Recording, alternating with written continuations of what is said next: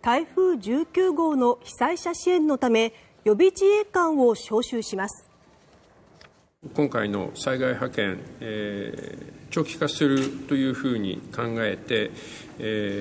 即応予備自衛官並びに予備自衛官の招集の準備を始めることといたしました。